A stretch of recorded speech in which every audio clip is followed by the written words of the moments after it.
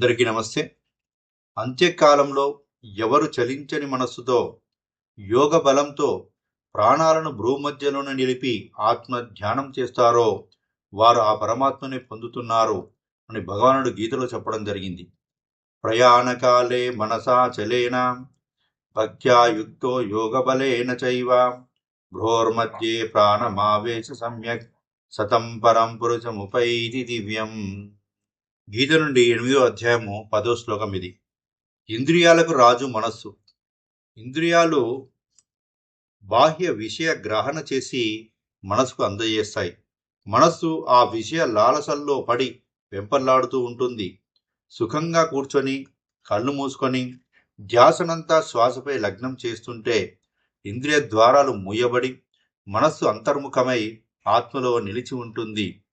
ఈ విధంగా నిరంతర ధ్యాన సాధన చేసేవాడు అవసాన కాలం అంటే శరీరాన్ని త్యాగం చేసే సమయం సమీపించినప్పుడు కూడా చలించని మనసుతో యోగ బలంతో ప్రాణాలను భ్రూమధ్యలోనే గాని సహస్రారంలో గాని నిలిపి ఆత్మ ధ్యానం చేస్తూ దేహాన్ని వదిలి సర్వోత్తమమైన పరమాత్మ ప్రాప్తిని పొందుతాడని భగవానుడు చెప్పడం జరిగింది.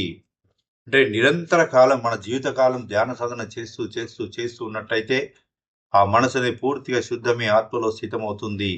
మరి అట్టి వాడు అవసాన కాలం అంటే శరీరాన్ని త్యాగం చేసే సమయం సమీపించినప్పుడు చలించని మనస్సు యోగ బలంతో ప్రాణాలను భ్రూమధ్యలో గాని సహస్రంలో గాని నిలిపి ఆత్మ ధ్యానం చేస్తూ దేహాన్ని వదిలి సర్వోత్తమైన పరమాత్మ ప్రాప్తిని పొందుతాడు.